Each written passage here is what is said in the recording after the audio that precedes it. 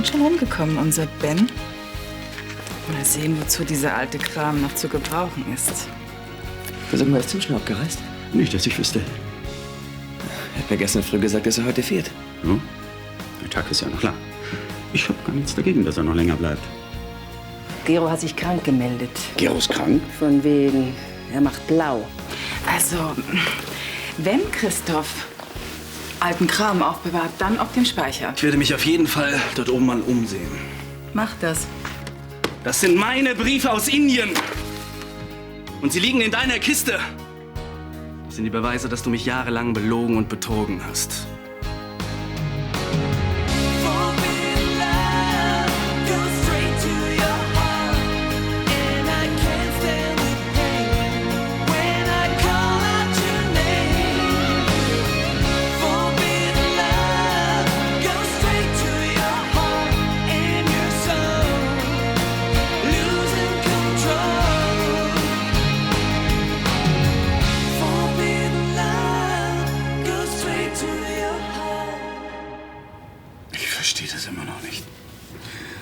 Also nochmal. Sind das meine Briefe oder nicht? Das musst du doch besser wissen als ich. Ich jedenfalls habe diese Briefe noch nie gesehen. Wie bitte? Du hast diese Briefe angeblich in dieser Kiste gefunden. Jetzt musst du nur noch rauskriegen, wer sie da reingetan hat.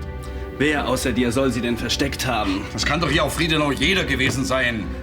Ich habe diese Briefe aber nicht irgendwo auf dem Speicher gefunden. Sie lagen in deinem Privatarchiv. Ja, vielleicht hast du sie da reingelegt. Aber vielleicht hast du die Briefe nie abgeschickt. Oh, mach dich doch nicht lächerlich. Die Briefe sind abgestempelt. Ach, das heißt doch gar nichts. Ach so, ich habe also damals in Indien schon mal Briefmarken, Briefumschläge auf Verdacht gekauft. Ja, vielleicht hast du die Briefe erst jetzt kürzlich geschrieben. Ah, um sie dir als meine verschollene Post unterzujubeln. Zum Beispiel.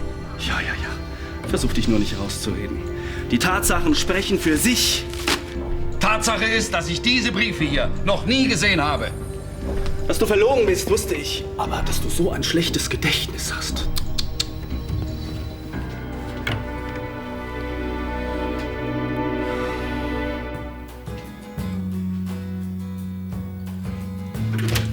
Bonsoir, mein tapferes Schneiderlein. Na? Hier, lies mal. Da. Ich kann nicht. Gero? Schon gut. Ich kann doch. Zuhälter bedienen sich aus der Arbeitslosenkasse. Ermittlungen eingeleitet. Sehr interessant. Ah, du kapierst mal wieder überhaupt nichts. Mensch, das war Cleo, verstehst du? Das hat Cleo dem Arbeitsamt gesteckt. Und das Finanzamt hat auch schon Lunte gerochen. Dann läuft ja alles bestens. Na, du bist ja aber beeindruckt. Doch, bin ich. Ich glaube, Cleo ist damit endlich diesen Typen los. Luis wandert bestimmt für ein paar Jahre in den Knast. Das ist ja alles wunderbar, aber mir tun trotzdem noch alle Knochen weh. Ihr macht aber auch Sachen, ein Papa und du. Ein bisschen Spaß muss sein. Ja, sehr spaßig, sich zusammenschlagen zu lassen. Ach, die Typen waren verdammt schlechte Verlierer. Kannte Roberto diese Leute eigentlich? Er hatte den Tipp durch Bekannte.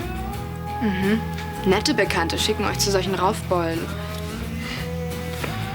Ich höre das Roberto manchmal auch nicht schlau. Ich frage mich oft, wer der wirkliche Roberto ist. Der brave Familienvater, der für seine Bambina schwärmt, oder der Zocker, der sich in jede Spielhalle wagt. Keine Sorge, das wirst du noch schnell genug rauskriegen. Ja, auch wenn du bis dahin noch den einen oder anderen Anzug opfern musst.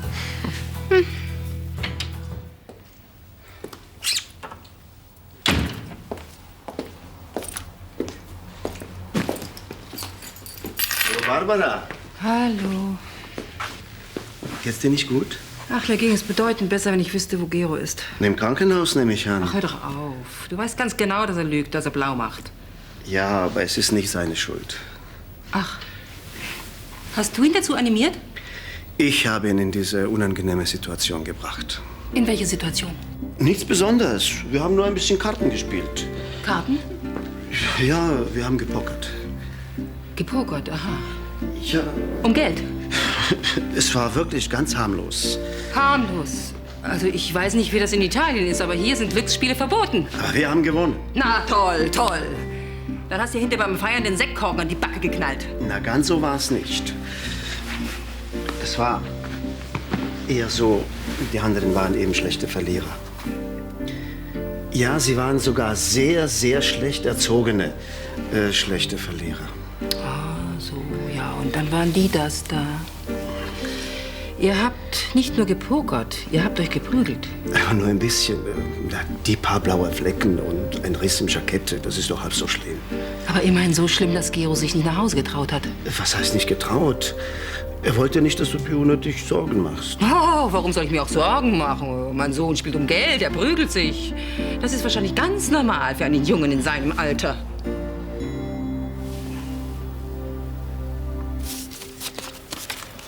Tante Erika. Danke. Vergiss nicht, dich bei Christoph zu bedanken. Ja, der kommt jetzt dran. Sag mal, habt ihr noch mal was von Tim gehört? Nein. Aber er ist nach München gefahren, oder? Ja, vorgestern. Zwischengeflogen? Kann gut sein. Wieso? Nur so. Von wegen nur so. Du hast ein schlechtes Gewissen, weil du dich nicht genug um ihn gekümmert hast. Die Einzige, die wirklich was mit ihm unternommen hat, war nämlich Julia. Und ich glaube, sie hat das ganz gerne gemacht. Ich rufe einfach mal bei Tante Erika an. Vielleicht ist er ja noch da. Bisschen schön, wenn er noch da ist. Ja, mach ich.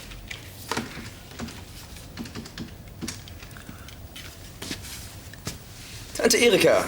Ja, ich bin's, Jan. Du, sag mal, ist Tim noch da? Schon zum Flughafen gefahren. Ach so. Nein, nein, ich wollte ihm nur einen guten Flug wünschen. Ach, macht überhaupt nichts. Ja, bis dann. Tschüss. Na, ist das Vögelchen schon ausgeflogen? Ja, er ist zum Flughafen gefahren. Muss er eben ohne deine guten Wünsche reisen. Ich glaube, er wird es überleben.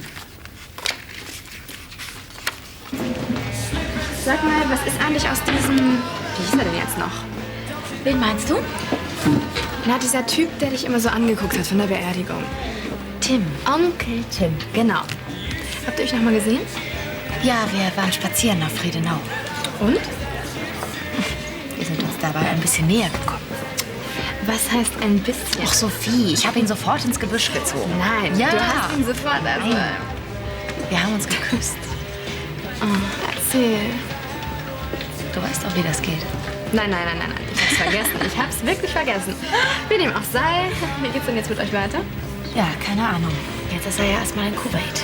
Kuwait? Wieso kann er nicht in Leverkusen arbeiten? Tja, ist wohl nicht zu ändern. Du lernst mal einen netten Typen kennen und er arbeitet am Arsch der Welt. Nun gut, in einem Jahr ist er ja wieder da. Und bis dahin drehst du Däumchen? Aber bis dahin hat er mich wahrscheinlich vergessen. Vielleicht wäre er ja gerne geblieben. Denkst du, der hätte meinetwegen seinen Job geschmissen? Wenn ich er wäre, hätte Dann wärst du auf die Bohrinsel gegangen, ich weiß. Und hast du ihn denn wenigstens mal gefragt, ob er bleiben will? Nein. Also vielleicht hat er nur darauf gewartet. Stimmt, vielleicht.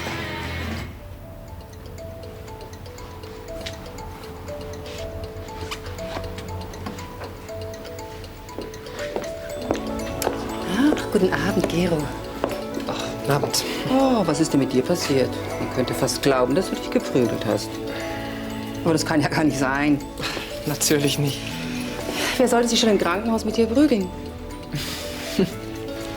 Oder wird da auch gepokert?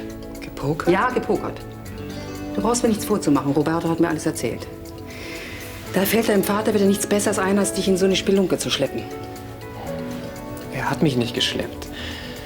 Ich wollte dahin. Was? Ja, ich wollte unbedingt pokern. Ich musste ihn förmlich dazu überreden. Das ist ja interessant. Er hat mir genau das Gegenteil erzählt.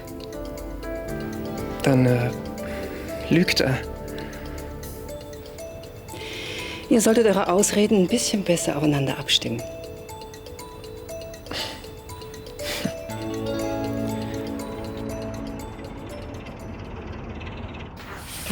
Na, endlich endlich. Ist was für mich dabei?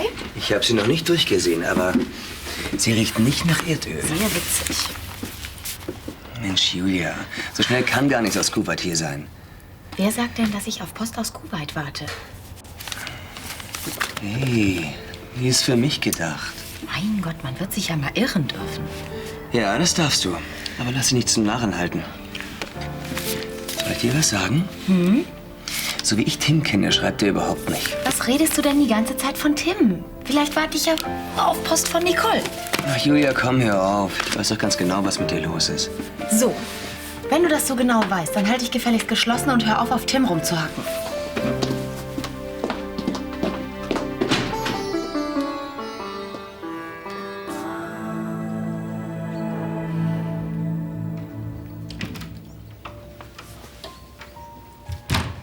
Immer noch die Briefe. Ja. Die scheinen wirklich echt zu sein. Ja, sieht ganz so aus. Ich kann mir auch nicht denken, dass Ben sich so eine Mühe geben würde, um sowas zu fälschen. Was hat er davon? Vielleicht will er einfach nur sein Verhalten von damals rechtfertigen. Möglicherweise tut es ihm leid, dass er sich damals aus Indien nicht gemeldet hat. Er hat einfach ein schlechtes Gewissen. Er setzt sich nach 20 Jahren hin, um zig Briefe zu fälschen? Ja, um mir die Schuld in die Schuhe zu schieben. Um mir nachzuweisen, dass ich damals verhindert habe, dass er sich mit seinem Vater aussöhnen kann. Also, das glaube ich nicht. Möglicherweise hat er die Briefe zwar geschrieben, aber nie abgeschickt. Er soll Briefe geschrieben haben und nie abgeschickt? Ja. Vielleicht hat er sie auch bloß in Indien abstempeln lassen. Und sie gestern hier irgendwo versteckt.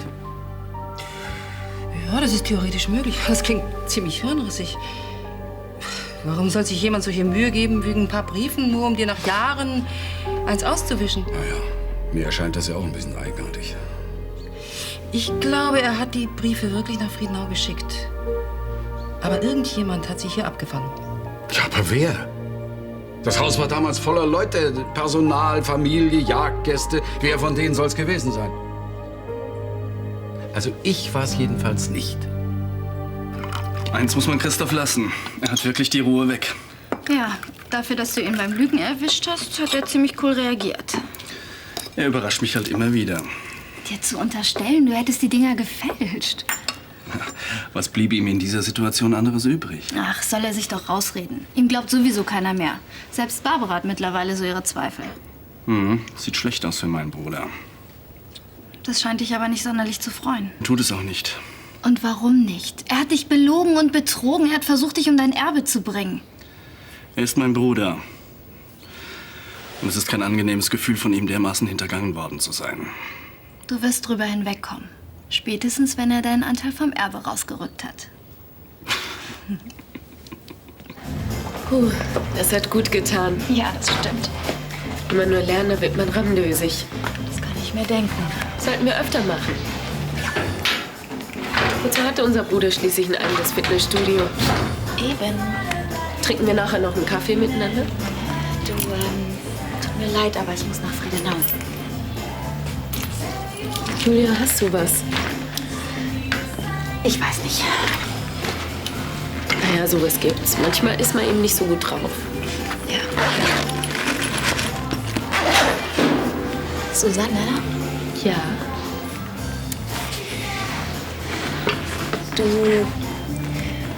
Du kennst doch Tim ganz gut. Ja, ganz gut ist ein bisschen zu viel gesagt. Mama hat manchmal von ihm geredet.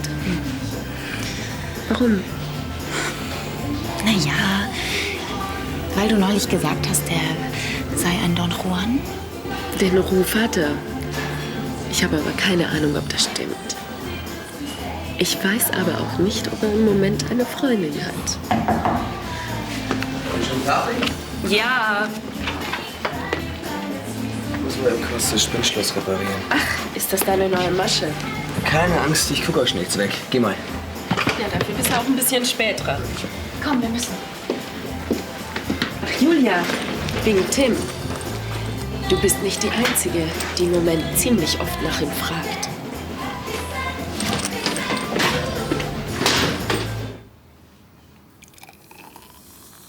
Worauf trinken wir denn heute? Auf die Wahrheit. auf die Wahrheit. Wie langweilig. Du irrst dich, Schätzchen. Manchmal ist die Wahrheit eine wirkungsvollere Waffe als die Lüge. Auf dein Wohl. Cheers. Man muss sie nur im richtigen Moment aus dem Hut lassen. Könntest du etwas deutlicher werden? Ja, Christoph. Mein zukünftiger Ex-Mann hat Ben jahrelang um sein Erbe betrogen. Nur Ben konnte das leider nie beweisen. Der Arme. Ja, er war schon ganz verzweifelt. Es sah ziemlich düster für ihn aus. Bis ich, Clarissa, die Rächerin der Enterbten, aufgetreten bin. Mit der Wahrheit. Besser mit dem Beweis für die Wahrheit. Also ich kapiere zwar noch nicht, worum es dabei geht, aber es scheint mir wirklich ein guter Grund zum Champagner-Trinken zu sein. Ich könnte mir keinen besseren vorstellen. Prost, Charlie. Der eigene Bruder stellt mich als Betrüger ein. Also, wenn ich Barbara richtig verstanden habe, dann könnten die Briefe echt sein. Ja. Angenommen, Ben hat die Briefe wirklich nach Friedenau geschickt. Dann Muss sie hier jemand abgefangen haben. ja. Aber wer, Papa? Wem hätte das nützen können? Na, mir jedenfalls nicht. Es stand ja eine Menge Geld auf dem Spiel. Was denn für Geld? Euer Erbe? Für niemanden von uns stand jemals irgendetwas auf dem Spiel. Ben sollte sein Erbe später antreten. Na gut, ja. Ansonsten hatte ich mehr Arbeit und das über Jahre. Jetzt stellt er mich als Betrüger hin. Mensch, Roberto, du machst aber auch Sachen. Das kann ich dir gar nicht mehr richtig böse sein. Tut mir leid. Wie um Gottes Willen ist das denn passiert? Ich wurde überfallen. Was? Von wem denn? Es waren 2 Mann. Ich habe sie vorher noch nie gesehen. Ach, mein armer Schatz. Was wollten die Kerle denn von dir? Das Geld natürlich. Ich denke, du bist blank. Na, ich habe mir welches besorgt von den Leuten, die mir welches geschuldet haben. Und damit wollte ich anderen Schulden bezahlen. Jetzt ist alles weg. Mein armer Liebling, so ein Pech. Tja, und jetzt? Tja, weiß ich nicht. Ich bin vollkommen pleite. Jedenfalls so lange, bis ich das nächste Geschäft abgeschlossen habe. Ja, das kann natürlich dauern. Natürlich. Aber was soll ich machen? Soll ich auch jemanden überfallen? Ich an deiner Stelle würde mir Geld leihen. Wer leiht mir schon Geld? Warum fragst du nicht deine Freundin? Welche? Na, wie viele hast du denn? Nur dich? Zum Beispiel. Aber vorgestern wolltest du mir doch gar keinen geben. Ja, vorgestern bist du auch noch nicht überfallen worden. Nein, also das kann ich nicht. Also, wie viel brauchst du? Wenn du mir 10.000 geben würdest, dann wäre ich aus dem Gröbsten. 10.000. Au, ja. So viel sind mir weggenommen worden. Tja, so viel habe ich gerade nicht bei mir, aber nimmst du auch einen Scheck?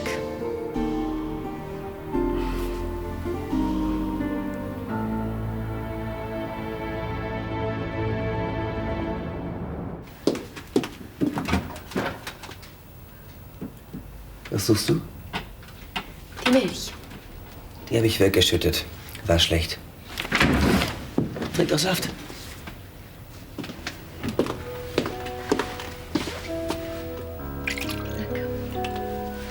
Setz dich.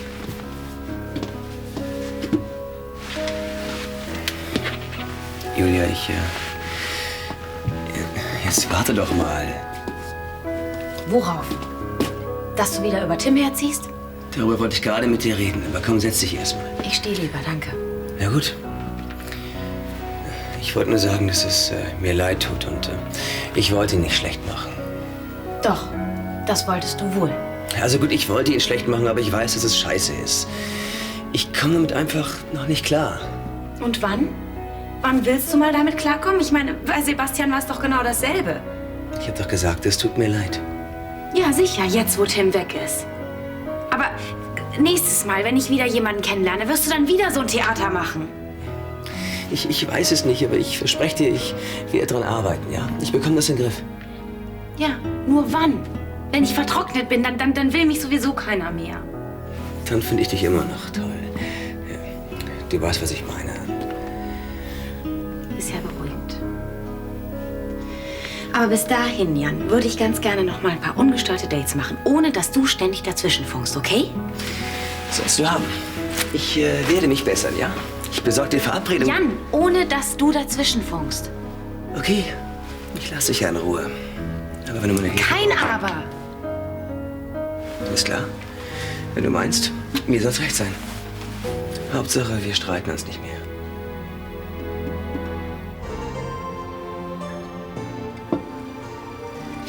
Kommt ihr bitte?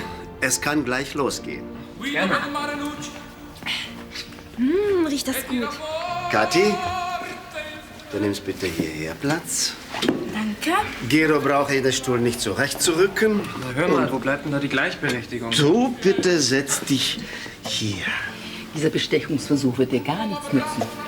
Warte mal ab, bis du den Wein probiert hast. Ecco.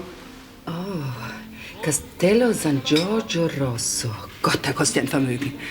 Na und? Das ist schließlich dein Lieblingswein. Das weißt du noch? Aber Barbara, wie könnte ich den Abend vergessen haben, an dem wir... Och, könnt ihr euch nicht nachher über eure Lieblingsweine unterhalten? Ich sterbe langsam vor Hunger. Ja, du hast es gehört. Wir setzen diese Unterhaltung später fort. Aber bevor wir essen, stoßen wir an.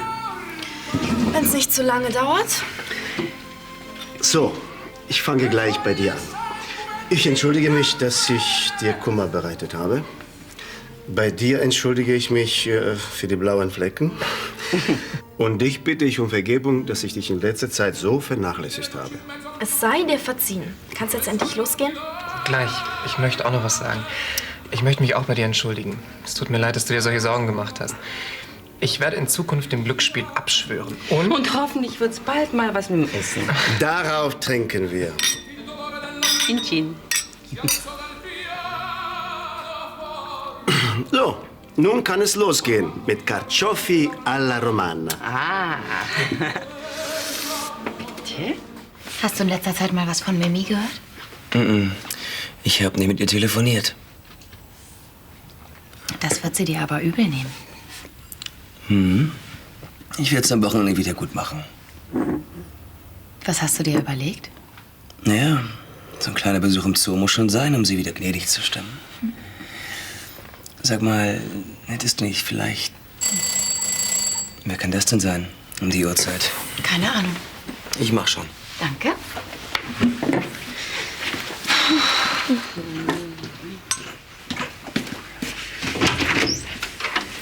Hi. Tim, was machst du denn hier? Ich denke, du bist längst in Kuwait.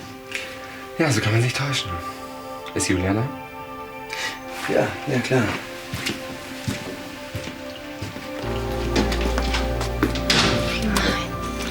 Was tust du mir? Vorsicht, die Botanik. Oh Gott, ja. Dankeschön. Oh Gott, was tust du hier? Ganz einfach. Ich habe den Job in Kuwait geschmissen. Ich bleib hier in Düsseldorf.